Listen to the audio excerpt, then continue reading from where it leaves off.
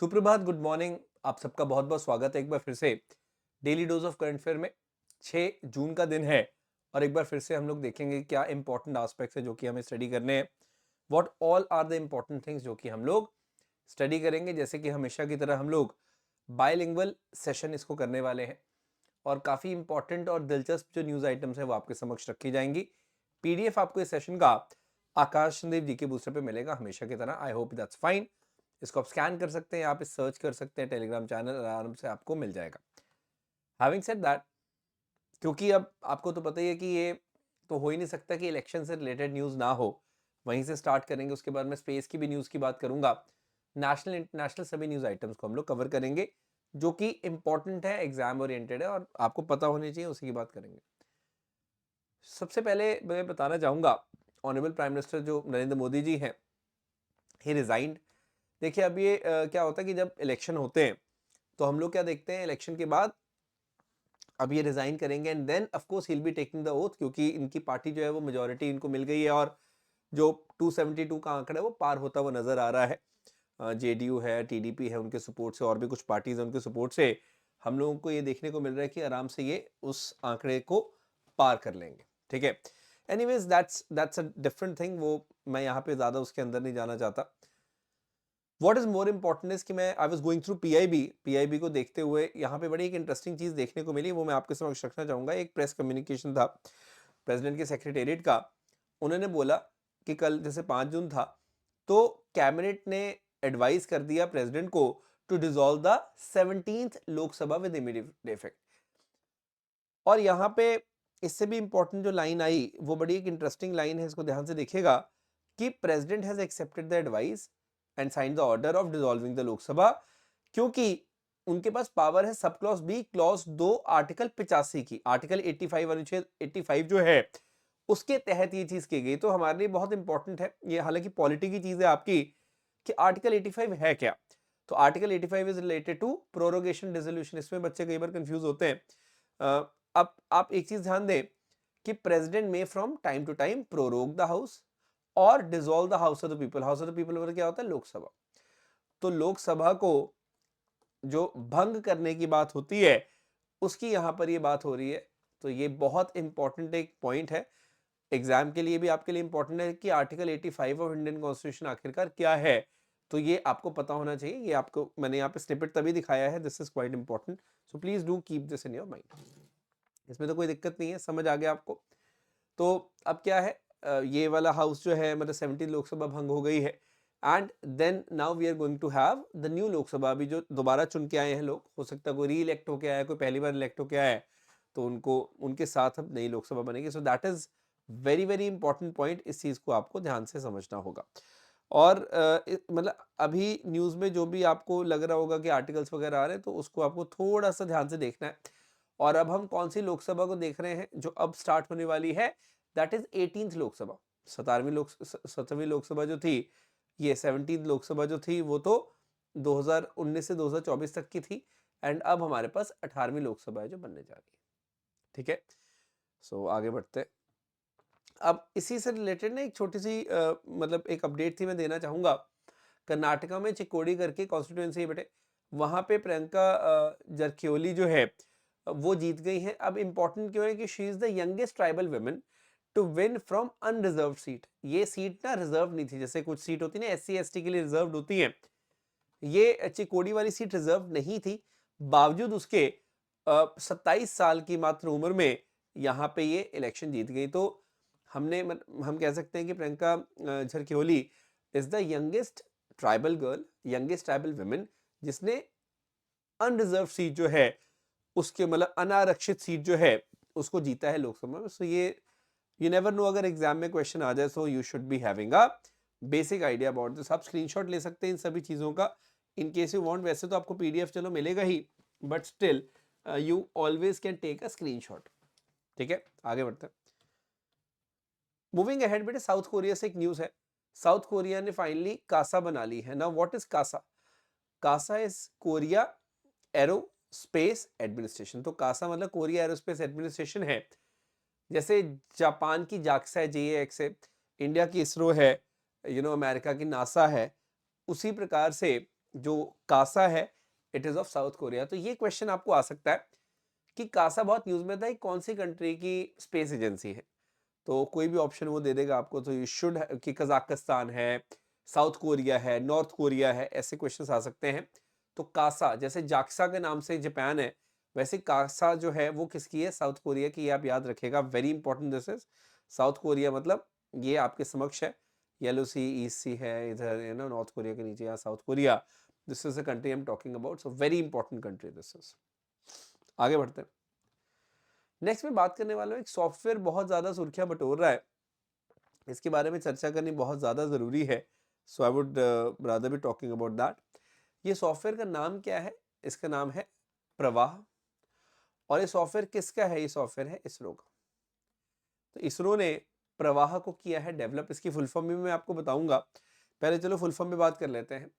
तो ये एक तरह से कंप्यूटेशनल फ्लूइड डायनामिक सॉफ्टवेयर है, सीएफडी सॉफ्टवेयर है प्रवाह, इसकी फुल फॉर्म है parallel RANS solver for aerospace vehicle aero thermodynamic analysis. ये है, I know it will sound a bit complicated, but आपको बस फुल फॉर्म नहीं भी याद होती तो चलेगा। लेकिन प्रभा डेवलप किसने किया? इसरो ने डेवलप किया है। किसके लिए है?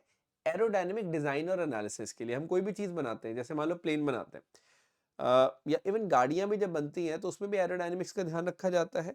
एरोडायनेमिक्स क्या है कि हवा जो है जब भी आएगी तो कितना ड्रैग लगाएगी, हवा का कितना फ्रिक्शन पैदा होगा, ठीक है, कितना उससे वो अवरोध पैदा करती है हवा, वो सारी चीजें हैं, एरोडायनेमिक्स का ही पार्ट है। बर्नौली थ्योरम आपने कभी सुना होगा, ये सब चीजें होती। तो प्रवाह जो है इसको डेवलप कहाँ पर किया गया है? वीएसएससी, इसके बारे में हम लोग बात करेंगे। एरोडायनेमिक डिजाइन और एनालिसिस जो है अलग अलग व्हीकल का, अलग अलग जो रॉकेट्स हैं उसके बारे में इसरो को अच्छी जानकारी मिलेगी, जिससे कि हमारे सक्सेसफुल मिशन हो पाएंगे। ये एक बहुत इंटरेस्टिंग चीज है। तो वीएसएससी क्या है बेटे? विक्रम साराभाई स्पेस सेंटर है, ठीक है। ये कहाँ पर है? ये त्रिवेंद्रम में है, केरला में है। और 1963 में, यानी कि लगभग 60 साल पहले ये बना था। तो ये आप थोड़ा सा ध्यान में रखिएगा, मैं यहाँ हाईलाइट कर देता हूँ अगर आपको नहीं दिख रहा। ये देखिए, त्रिवेंद्रम में, केरला में बेस्ड है। ये क्वेश्चन आपको आ सकता है, विक्रम साराभाई स्पेस सेंटर कहाँ है? वीएसएससी इसी को बोलते हैं, ये आपको पता होना चाहिए, वेरी इंपॉर्टेंट, ठीक है। तो मतलब क्वेश्चन देखो कैसे भी आता है, आपको थोड़ा बहुत आइडिया अगर है तो it is always a good thing. तो ये मैं आपको बता दिया। सवाल दो तरह से आ सकता है। एक आ सकता है कि प्रवाह सॉफ्टवेयर किसने डेवलप किया? ये ज्यादा चांसेस इसके हैं वैसे, कि नेशनल हाईवे अथॉरिटी ने किया है, इसरो ने किया है, भाभा एटॉमिक रिसर्च सेंटर ने किया है, आईओसीएल ने किया, मतलब वो कुछ भी पीएसयू के नाम दे देगा, तो यू शुड नो किसने किया है। दूसरा क्वेश्चन आ सकता है प्रवाह सॉफ्टवेयर किस चीज के लिए है? तो दोनों तरह से आपको तैयार रहना पड़ेगा। इट कैन बी आस्क्ड, तो इस तरह के जैसे मॉडल्स वगैरह तैयार करता है ये। And it it gives you fair bit of idea कि किस तरह से, मतलब ये देखो यहाँ पे ये ड्रैग पता चल रहा है, विंग्स पे कितना ड्रैग है। ये सारी जो चीज़ें हैं ना, ये आप नॉर्मली कैलकुलेट करोगे तो बहुत टाइम लगता है। तो इस तरह के जो सॉफ्टवेयर होते हैं वो काफ़ी हेल्प कर देते हैं। तो ये सीएफडी की हम जब बात करते हैं, वो बहुत इंपॉर्टेंट एस्पेक्ट है इसका, ये आपने ध्यान में रखना है। कंप्यूटेशनल फ्लूइड डायनामिक्स के साथ इसको जोड़कर देखा जा रहा है। क्लियर है? इसरो ने डेवलप किया, क्या करेंगे, वीएसएससी का है, वो सारा मैंने आपको बताया। आगे बढ़ते हैं बेटे। मैं आगे बात करने वाला हूँ एक बहुत इंपॉर्टेंट चिप का जो न्यूज़ में बना हुआ है, and that is Rubin artificial intelligence chip platform, या कह लो रूबिन चिप की मैं बात करना चाहता हूँ। एक कंपनी है एनवीडिया नाम की, जो कि 1993 में बनी थी कैलिफोर्निया यूएस में, और इसके हेडक्वार्टर्स वहीं पे यूएस में कैलिफोर्निया में है। रूबिन प्लेटफॉर्म है पूरा का पूरा। तो पहले तो आप ये ध्यान में रखें कि अगर क्वेश्चन आता है कि रूबिन प्लेटफॉर्म किसका है, मेटा का है, टेस्ला का है, एनवीडिया का है, amazon का है, सोनी का है, ऐसे क्वेश्चन आ सकते हैं।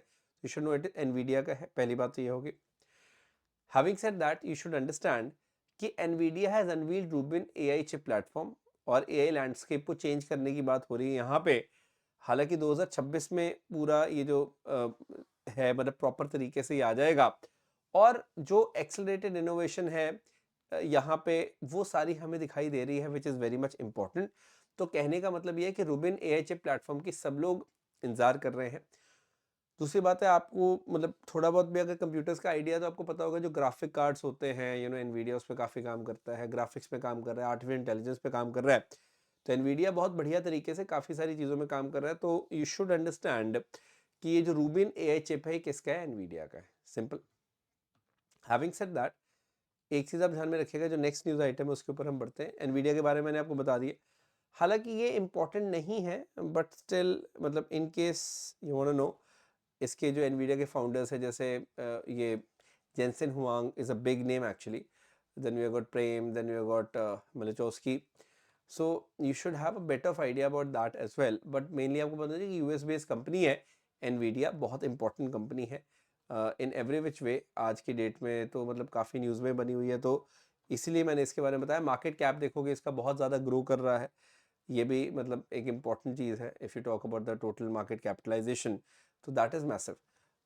Anyways, so having said that, ये एक टेक्नोलॉजी की ही मतलब टेक्नोलॉजी कंपनी आप इसको बोल सकते हो, एमएनसी तो है ही, टेक्नोलॉजी कंपनी बोल सकते हो। और कुल मिला के जीपीयूज जो होते हैं, ग्राफिक्स प्रोसेसिंग यूनिट्स जिसको आप बोलते हो, उसके अंदर इसका काम है। ठीक है, बस इतना ध्यान में रखना। नेक्स्ट पे चलते हैं।